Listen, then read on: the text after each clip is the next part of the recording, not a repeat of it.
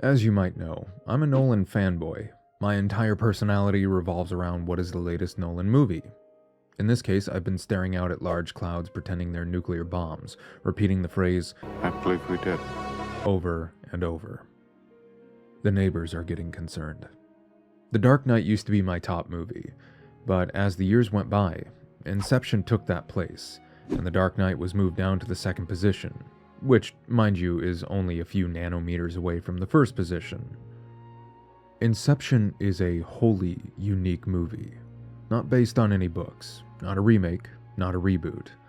Mind you, I'm not against movies based on books, remakes, or reboots, but usually the latter two are just cash grabs. It was a stroke of originality that Hollywood just doesn't have much of anymore. If you're watching this, you most likely know the plot, but to pad out the runtime of this video, here we go, spoilers and all. Inception follows Dominic Cobb, an expert extractor who is trying to clear his name and return to his family in the only way he knows how, infiltrating dreams of powerful businessmen and stealing corporate information. The movie begins with Cobb washed up on the shores of what we'll later find out is a place called Limbo. He's taken to an old man, Filled with regret. who seems to know him somehow. But before we learn anything of note, the scene cuts to a similar looking room as the last, with a younger version of the old man we just saw. Cobb and accomplice Arthur have an audience with a powerful businessman, Saito. They explain the nature of dream extraction under the guise of this encounter being real, rather than a dream itself. The heist doesn't go fully as planned due to the involvement of a woman who Cobb seems to have some relation to. As it turns out, Saito has seemingly known about Cobb's extraction attempt, secretly wanting to test their skills for an audition, at first claiming they failed, but after discovering the extraction attempt is a two-layered dream, his mind has changed. Saito, after tracking down Cobb, Arthur, and their third man, offers the other two a job, to perform Inception on a rival energy magnate, Robert Fisher. Despite claims of the impossibility of Inception, Cobb agrees to it, under the agreement that Saito will have his criminal record cleared, allowing him to return to his family in America. Cobb recruits several other members to perform Inception.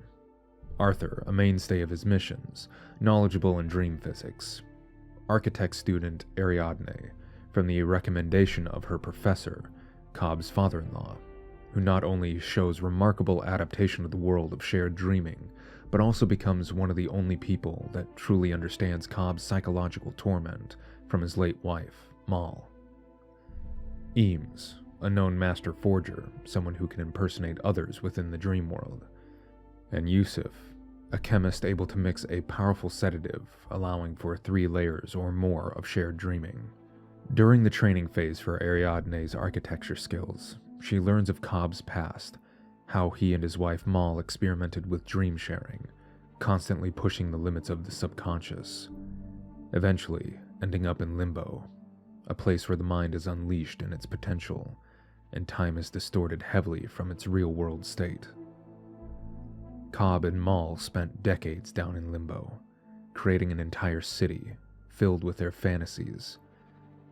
However, Mal chooses to forget the real world, deciding that limbo was her reality. When they finally woke up, she was still under the effects of the dream world, eventually committing suicide, believing that she would wake up.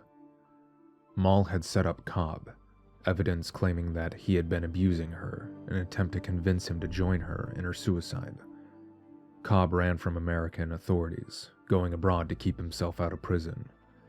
After the death of Robert's father, Maurice Fisher, the team is able to find their extraction window, a 12-hour flight from Australia to America. Shortly after drugging Fisher, the team enters the dream world, beginning the plan. It's not long after entering the first layer that Robert is taken hostage. However, the team comes under heavy fire and Saito is injured. It turns out that Fisher has been trained in counter-dream extraction. Unfortunately for everyone involved, they're too heavily sedated to wake up from death. Instead, they'll go to limbo, spending untold amount of time down there. enough to possibly result in the dreamers losing their mind. The team enters a van, using it to transport them to their kick point. Inside the van, they enter the second layer of the heist, a hotel, where they use the Mr. Charles plan, a maneuver that involves informing the subject that they're dreaming, and that the extractor, under the name of Mr. Charles, is there to help, to fend off their own subconscious, thinking it to be the enemy. At the suggestion of Mr. Charles, Fisher suspects his uncle to be the man behind his kidnapping, not wanting Fisher to supersede the public will of his father with a secret will that would allow him the power to break up the company. They go down into the third layer, a snowy fortress that contains a vault, which will contain the answers Fisher is seeking. Unfortunately, Maul intervenes, killing Fisher, sending his mind down into limbo. At first believing the heist to be a failure, Ariadne convinces Cobb to follow Fisher down into limbo, bring him back up, finish the mission, and get out. The two travel down to limbo, where they explore the crumbling ruins of the city Cobb and Maul had built years prior. Upon finding Maul, this is where it's revealed that Cobb knew Inception was possible, since he had performed it on her. The idea that her world wasn't real, done with benevolent intentions, trying to break her free from the dream. The idea followed her into her real life, convincing her that it was in fact a dream and that she needed to die to wake up. This version of Maul is the representation of his guilt from the unintended consequences of his actions.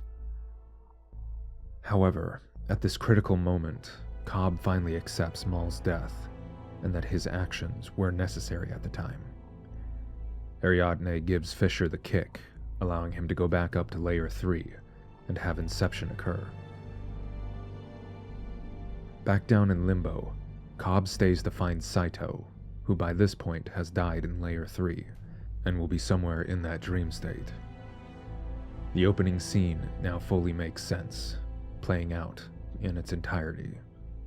Cobb is able to convince Saito to return back to the real world, and upon waking, Saito honors their agreement, having Cobb's criminal record cleared by the time they land. Cobb is able to return home to his kids, and presumably live his life again. I fully believe that Inception is a near-perfect movie for what it is. There are some flaws in it, but they fortunately don't break the entire movie once you think about them. One issue, how does Fisher not recognize his largest competitor in the energy sector taking a seat right across from him? Wouldn't that tip him off that something fishy is going on? Second of all, given that Fisher's mind is, in fact, trained in counter-extraction tactics, and the people he just got on board with are also starring in his dream, wouldn't he realize either within the dream or afterwards that they are the extractors? Both of these minor plot holes can somewhat be explained away that Fisher is too distracted by the death of his father, and later the positive catharsis he experienced in the dream, to fully realize what was going on. Overall, I couldn't care less about these two minor plot holes. I still love the movie. Inception did something that very few original movies can do, mixing the large scale and small and perfectly mashing them together. Inception has physics-defying sequences and stunts, yet the heart of the movie is the character drama between a man and the projection of his dead wife. What other movie can you think of right now that has a city fold over on itself, a hallway that has shifting gravity, and non-Euclidean staircases?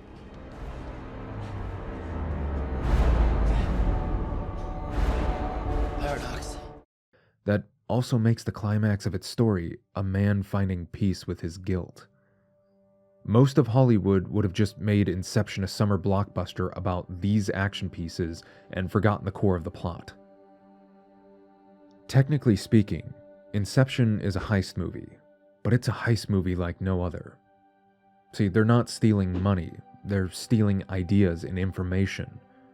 The world of Inception is a unique one, where the actions of the dream world can have real-world consequences, conceptually, anyways.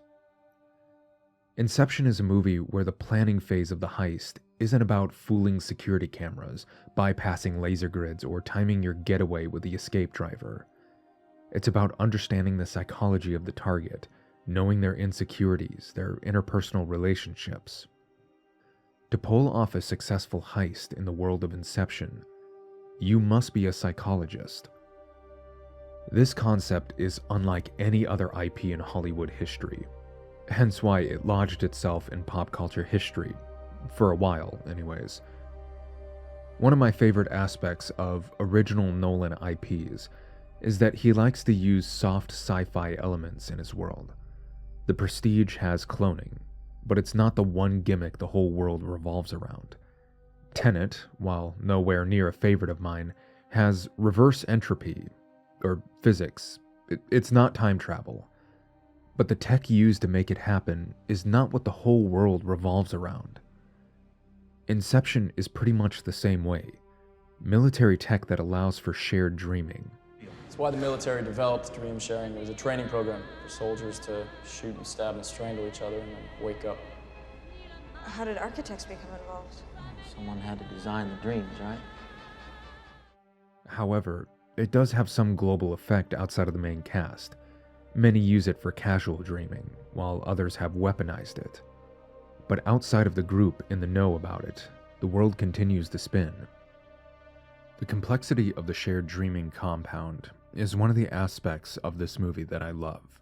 It's not just a special chemical that some genius on the team created that only this cast of characters knows about. No, the compound is known about enough at higher levels that businessmen have trained themselves in psychological defense in case of extractors attempting to commit corporate espionage. The dream-sharing compound started as a way to train soldiers in combat. However, like real-world technology created by the military, it found uses in the private world, uses that have caused a push and pull. Extractors became useful tools in gathering information from targets, so potential targets began investing time and effort into creating countermeasures, psychological armies to protect their secrets. This is, as far as I'm concerned, the best way to make a story that involves sci-fi tech. Don't make it the linchpin of the entire world you've built. Make it an important piece, but have lots of little nuance and realistic effects that it would cause. And within the dream world, the mechanics of it have been explored and also weaponized. Paradoxical architecture, psychological tricks, time distortion, gravitational shifting, music cues, dream collapsing, and the kick. These details, these thought-out mechanics are what makes the movie work so well. An idea like dream sharing should be some 80s action movie filled with cheese, sex innuendos, and power fantasies. Sorry you had to see that. Yet Inception takes this technically absurd concept and makes it feel real. The fact that people have trained in dream sharing enough to have all this mechanical knowledge of how dream worlds work and exploiting them to achieve their goals, and the completely realistic aspect that such a device would 100% be used for corporate espionage. It takes this from a fantastical sci-fi movie to a grounded, character-driven story about a man's journey to return to his family. A smaller note about this movie that helps ground it is that every character is mostly well-rounded in their knowledge of dream sharing, but specializes in a specific skill. Cobb is an expert extractor and architect, but needs people like Eames who can forge identities, Arthur who knows how to navigate the dreams with precision, and Yusuf who can create sedatives. Each character can hold their own when it comes to battling projections, making architecture, and understanding the physics of shared dreaming, but each has their specialties in these fields that make them useful beyond bodies to throw at a problem. Only Saito and Ariadne are amateurs when it comes to shared dreaming, and even they adapt quickly. And even though there are 2 amateur extractors on the team, nothing happens in this movie out of stupid decisions. Characters aren't put into bad situations because they're too stupid to function. When they're thrown a problem, they think it through. They adapt and use all the tools they have available to make things work. To add to this, no character is a one-note cardboard cutout. Cobb has moments of anger, fear, self-doubt, and most importantly, compassion. Eames is more than just a wisecracking joker. He understands the weight of the mission, what's at stake for Cobb, and recognizing the emotional payoff Fisher gets. Saito, likewise, not only sees this as a mission to dismantle his competition, but to save another man's life and get it back for him. And a subtle bit of information that is never spoken, but I think could be easily implied. Cobb trusts Arthur's intelligence enough to know that even though the van is in freefall now, Arthur will find a way to make a zero-G kick. Technically speaking, Inception does deconstruct two characters within the story, and while modern implementations of that are annoying as hell, Inception does it in a way that current writers can't seem to do, or don't want to do. In movies like Indiana Jones and Star Wars: Last Jedi, characters that we saw grow on screen were torn down and questioned in an attempt to weaken them so that new characters could replace them. Their competence and past achievements are reframed as mistakes, so that their authority no longer holds any weight, and they'll move out of the way so that a young, quirky, and corporate-safe character can stand up and show us all how it's done. Inception shows that deconstructing a character can be done without destroying their image. Cobb's identity is called into question by his projection of Maul. She questions his sanity, the fact that some shadowy organization is chasing him across the globe. His actions to get Maul out of limbo frames him as somewhat evil since it led to her real-world suicide. The climax of this interaction, though, doesn't humiliate Cobb or lessen his importance to the narrative. It in fact strengthens it. For the first time in years, Cobb is able to move past the guilt that has haunted him. He's able to let go of this distorted version of his wife that he clung to in fear of losing what little he had left of her. And in the end, he still shows compassion to this version of his wife who has caused endless trouble for him in his attempt to give back to his children.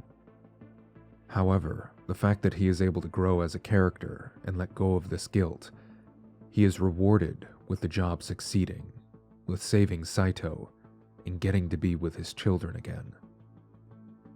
That's how you deconstruct a character, if you're going to. Challenge their ideas, their beliefs, test their identity, but make them stronger afterwards. Let their character reach new heights of growth. Give the audience something new to appreciate about them. Fisher, as well, is deconstructed. Literally. He is deconstructed psychologically and structurally. The mission itself is the dismantling of a real-world company through the psychology of its new owner. When Fisher is deconstructed, he isn't destroyed. He isn't condemned for inheriting his wealth. He is asked whether he wants to continue in his father's footsteps or decide his own future. This is how you do it. Assassinating characters because you want your fan fiction self-inserts to take over only insults the established plot.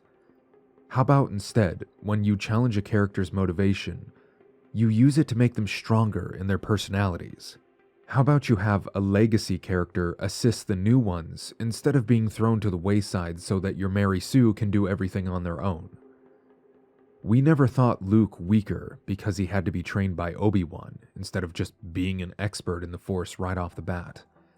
We never thought Indiana Jones was lesser because his dad was wiser than him during the Last Crusade.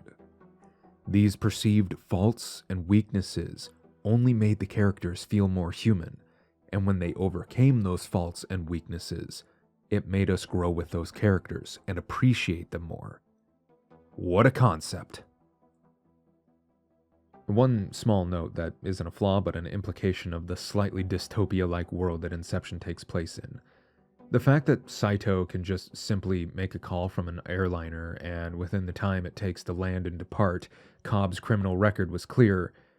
Technically, this means that in the world of Inception, major corporations can bribe the law without much pushback or bureaucracy to go through. Wait, no, that's just real life. Let's talk about some of the symbolism. the ending, and my favorite scenes. Inception is a form of the Odyssey, which ironically Nolan is making, where Cobb is separated from his homeland and embarks on a long journey to get back. And like Odysseus, he goes across the world and faces many trials on his voyage back to his homeland. The ending, from a mechanical side, the top wobbles more than it does in any on-screen dream sequence. On a symbolic side, Cobb's journey is finished, and like Odysseus, he returns home as well. Also, Ariadne, literally from the Odyssey, gives Theseus a thread allowing his group to escape the labyrinth. Similarly, how she helps Cobb come to terms with the labyrinth of his guilt. The ending being a dream undercuts the character growth that Cobb has gone through. He is rewarded with reality when he chooses to let go of his guilt and do what's necessary to complete the mission. But that's all to say, Nolan, the writer of the movie itself, has said, it doesn't matter whether the ending is a dream or not. What matters is that Cobb has chosen his reality. To explain the ending limbo scene a bit to some who might not understand it, after Ariadne woke up from limbo, Cobb stayed, and spent potentially years searching for Saito. This is why both he and Saito act like they've forgotten who each other is, because they sorta did. They forgot that the real world exists, and now limbo is their reality. Ironically, in a way, the first layer of the dream, as well as the real world, are like half-remembered dreams to them. Hence why they spoke the phrases they said to each other back then, because it reminded them of the reason they were both down in limbo. I'm waiting for someone.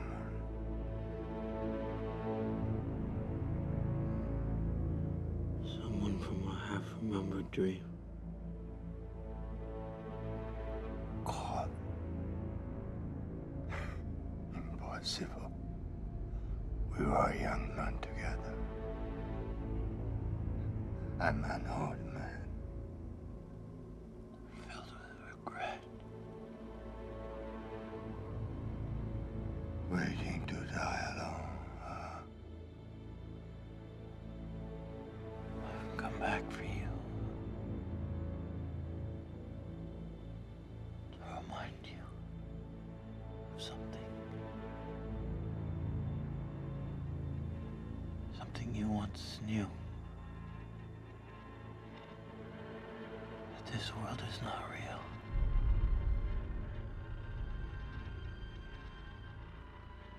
To convince me to honor our arrangement. To take a leap of faith, yes.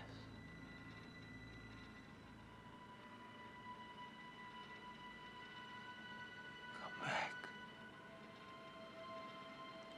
So we can be young men together again. Come back with me. Come back. One could argue that those phrases were, in a way, a psychological totem that they both used to realize they were dreaming.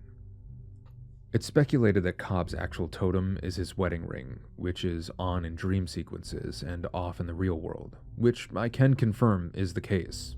I went through the movie and checked. Whether or not that is his actual totem, I'm not sure, but I wouldn't be surprised. Either case, it's a nice detail that it isn't drawn attention to, and up to the viewer to notice on their 57th watch-through. One nice thing about Inception, it didn't turn the totem into a real action plot point where Cobb has to avoid his totem being touched by anyone else, and this is a constant concern. Instead, it acts as a motif for Cobb's guilt surrounding Maul. Technically speaking, Inception is a movie where a lot of the interesting stuff that happens was just a dream. But the reason it isn't a massive middle finger is the fact that we're well informed that the big event in the movie is going to be a dream. The other reason it doesn't feel like we're robbed of a good story is that the character development that happens in the dreams affects the real world. Cobb's inception on Mal follows her into her waking life. Cobb's guilt follows him into his dreams, and it nearly destroys his chances at getting back to his real-world children. Fisher's catharsis with his father is still on his mind, even after waking up. Limbo has real consequences, being that the conceptual time dilation one experiences there can cause you to lose your mind. And lastly, the dream heist itself could possibly have real-world consequences if Fisher breaks up his company. This is why Inception is able to pull off "it was all a dream," because it's more than just a dream. What they do when they're sleeping is just as, if not more important, than what they're doing when awake. When something occurs in a dream, oftentimes the character does not just wake up and forget it all happened. It has lasting consequences.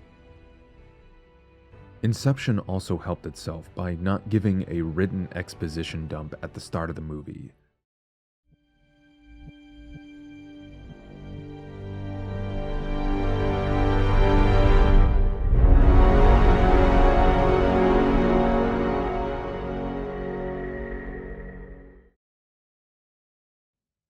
Now, my favorite scene in Inception is the ending with Saito. The dialogue here, I can quote nearly one-to-one from memory. What I love about it is that Cobb saves Saito not by using logic, not by telling him that he's in a dream, not by saying some badass one-liner that saves the day. No, he saves Saito by using what dreams are made of. Emotions. He uses the human connection. Come back. So we can be young men together again. This dialogue hones in on something that I think is overlooked in other deep dives. Cobb and Saito have a unique relationship. Saito is essentially the only man who can get Cobb his freedom, can get him back to his life, and most importantly, get him back to his children. Without saying it, Cobb and Saito have a deeper relationship than just professionals. Both have risked the deepest depths of the dream world, who have faced down psychological armies. And instead of Cobb saying something like, "Come back and claim your power," or some garbage like that, instead, Cobb appeals to his humanity, his emotions within the dream. It resolves the climax of the movie with a solemn moment between two weathered men who want to return to the real world, but just don't know it yet. They reach for memories of a half-remembered dream, words they spoke to each other once, but have forgotten. I can't get enough of this ending. I can't get enough of two characters completing a mission, not with an explosion or with an actual on-screen gunshot, but using their humanity to get each other back to the reality they once knew. You can fold a city onto itself. You can rotate the gravity of a hallway. You can create a paradox with a staircase. But what I remember most is two old souls in the sea of limbo, becoming young men together again.